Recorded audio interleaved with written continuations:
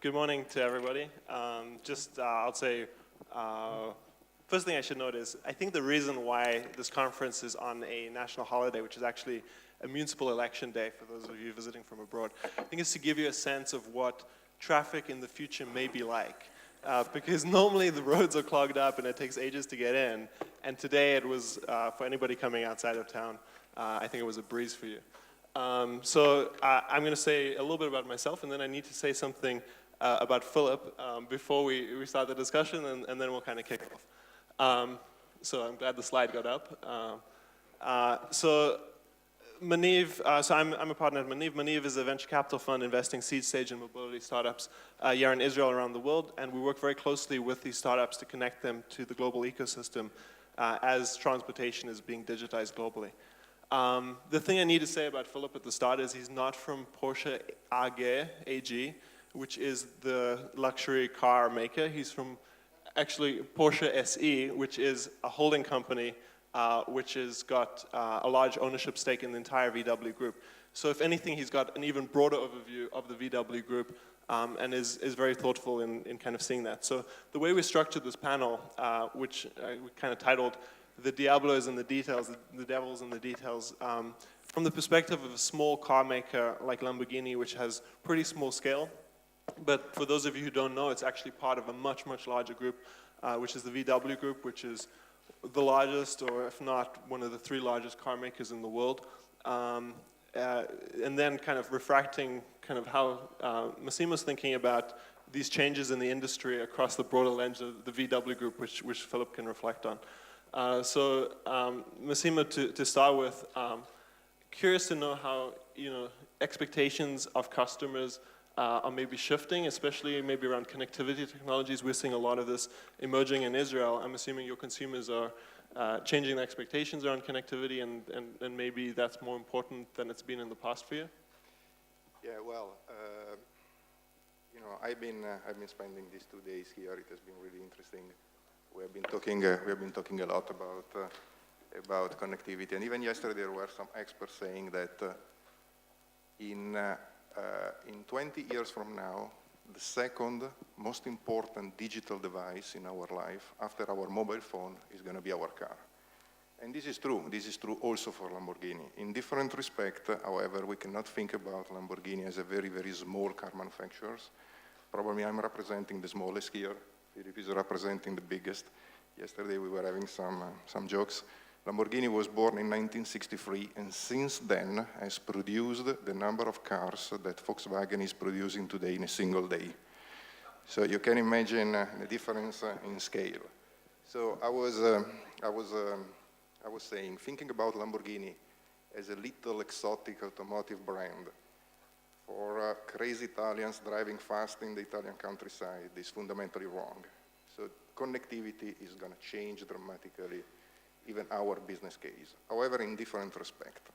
If we think about a couple of decades ago, driving a Lamborghini or driving a supercar, a super sports car, wherever in the world, was very much about driving fast, making noise, enjoying a good experience, exotic design, was really very much about that.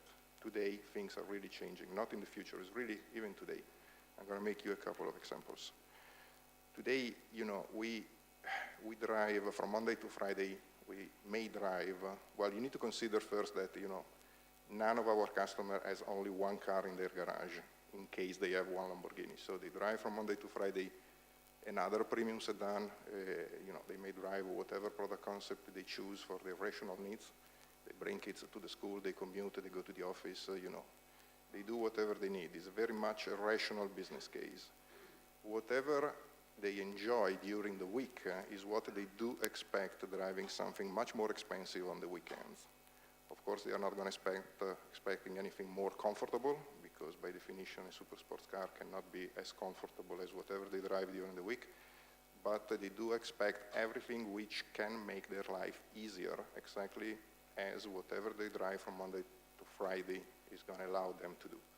So that's why connectivity is entering also in our small segment very, very strongly, very quickly.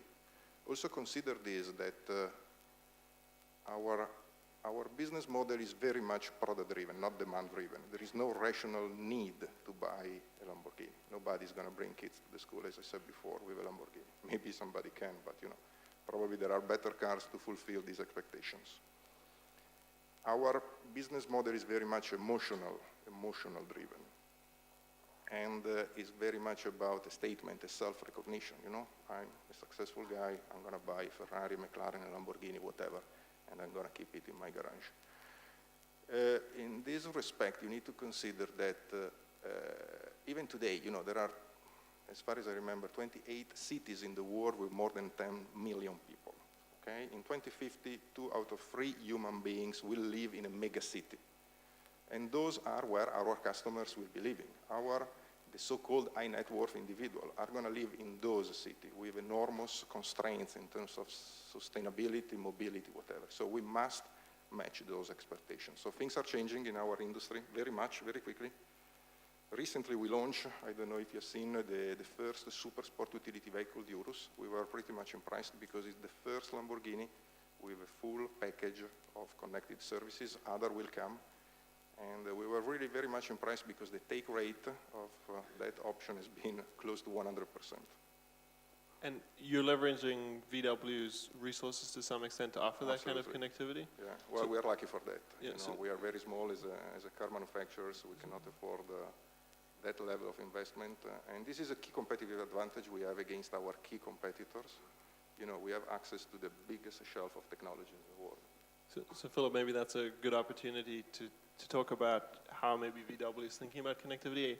Maybe something interesting in this context to note is that Renault, Nissan, Mitsubishi just signed an agreement with Android for Automotive, Google's offering in the space, which was kind of made waves in the industry because there's kind of been this dike that's been put up, this wall against Google kind of getting into the car, and now that's shifting a bit. How do you see what car makers, even really large ones like VW, can offer versus digital players with that kind of scale and skill set?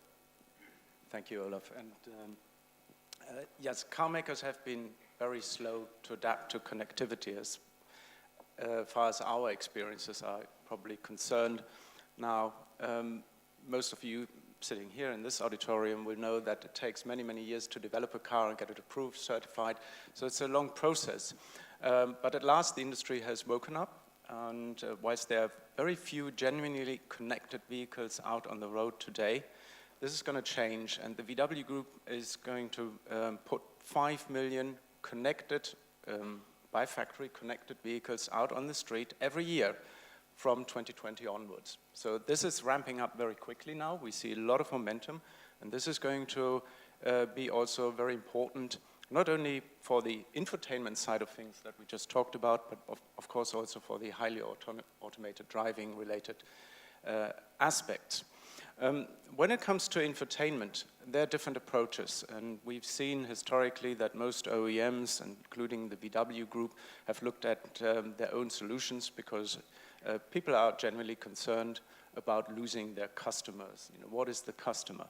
But I think the answer is a little bit more subtle than this, because when you look at what is happening today even in the smartphone and public computer arena, you see hybrid models. You don't see wholly captive environments. There's a lot of people who use Outlook.com app on their iPhone. Microsoft has opened up their system and has dozens of apps that are available on Apple devices. So, and this is also what we now see with Renault Nissan. They've opened up and given customers what they're used to. People want seamless experiences, in my perspective. They want to continue using services they already use and they're familiar with and how to use them. Now, in this respect, when it comes to a car environment, and if you are still driving, voice commands will become very important. And that's why you also see Audi has now adopted in their new e-tron Alexa as a built-in service. So when you buy a new Audi e-tron, you can get Alexa and continue getting those services apart from the captive services that the car manufacturer has. And maybe as a last point on this, Olaf, it is this differentiation between the platform, the operating system, and the services. We as customers care about the services that we get and the seamless service provision. The operating system behind that is really a problem for us and the car manufacturers, but not for the customer. Yeah, so maybe the e-tron's an interesting kind of jumping off point for the next topic. Christian von Koenigsegg recently said that the new Tesla Roadster's acceleration and performance is quote-unquote embarrassing them, and that they have to work pretty hard to offer an even better sports car in order to compete. And I think part of the challenge of that is coming from the fact that electric powertrains are very efficient, very zippy, give great performance for sports cars. Are we going to be seeing electric Lamborghinis? I know there was the Millennial concept that was recently kind of announced.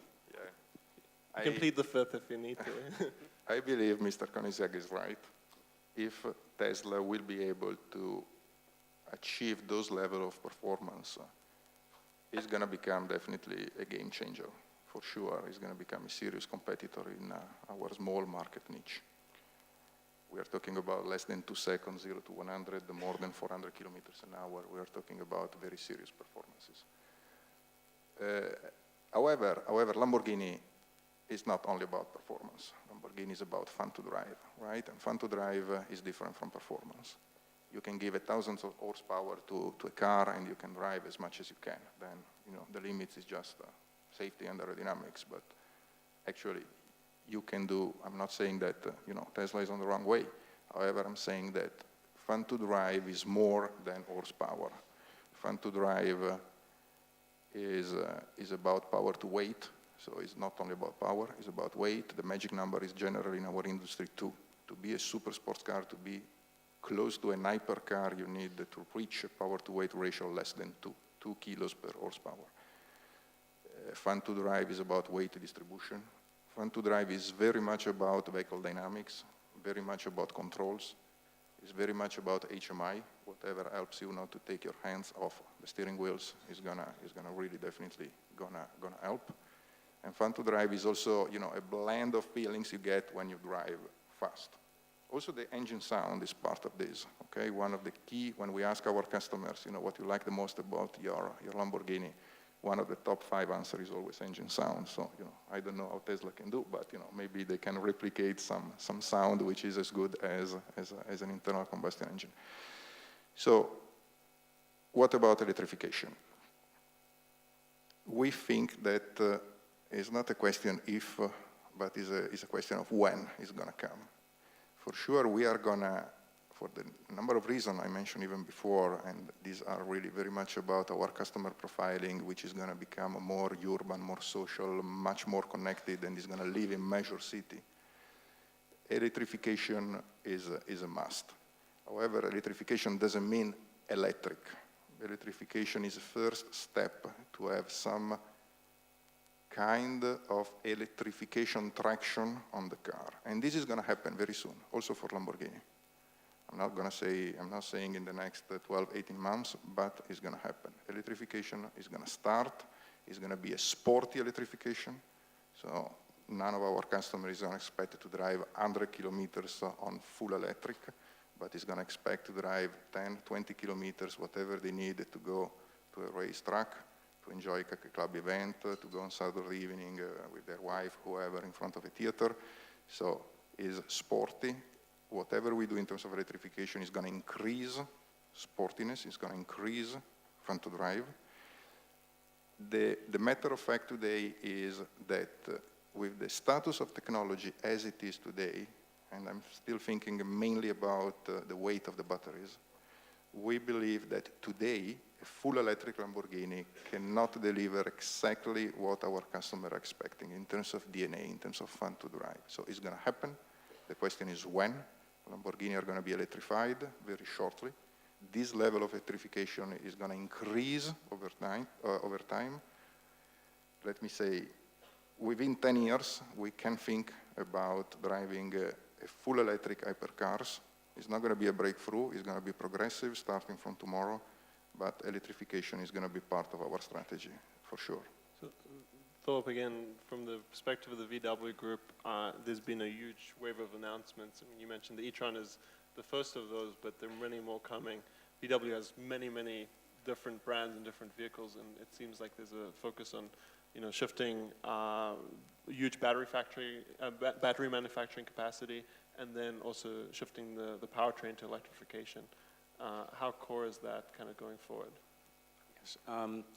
The VW Group is very committed to electrification as part of a sustainability approach, and also providing superior experiences which electric vehicles can provide in the day-to-day, as well as actually in the sports car side. Of course, there is the challenge that Massimo referred to with battery weight, and this is going to improve as the density is improving. And for the volume pieces of the market, also the price per kilowatt hour that is going to come down very quickly to make battery technology more broadly applicable in the car context. So the VW Group, for instance, produces more than 10 million cars a year. They've committed by 2025 to put 2 to 3 million fully electric or plug-in hybrids on the road in that time frame. So this is a massive transformation that is happening given the lead times vehicle manufacturers have in production. And if you say there's one factor that's driving that, is it Tesla, is it regulation, is it kind of in the wake of Dieselgate and kind of moving past that? What do you think the kind of key? It is a mix of factors. I do believe that Tesla has been very important to the automotive industries in terms of really looking at the car in a different way, looking at energy in a different way, and sustainability and experience. So Tesla has been very important to kick things off. Yeah. The diesel issue for the Volkswagen Group has, of course, also been a major game changer in adopting electrification much faster than we've seen in the past. And so I expect most of you wanting to drive one of those vehicles from the VW Group very soon.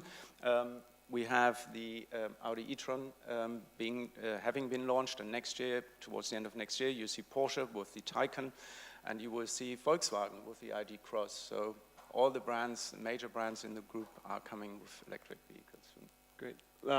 Our time is basically up, but Massimo, I want to ask you one question, just very, very short answer. We're seeing shifts in ownership models. Olaf from Moya just talked about how the group itself is shifting, but specifically for Lamborghini, can we expect kind of an access model coming down the line in the future?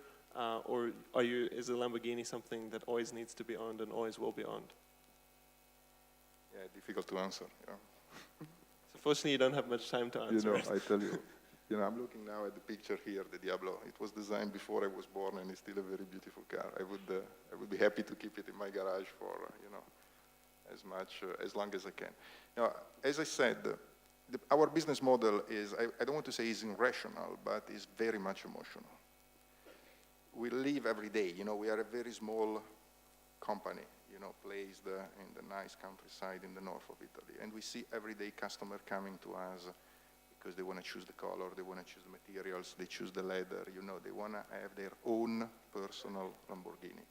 It's a little bit the same purchasing behavior you have when you buy a watch, when you buy some nice furniture, when you buy a yacht.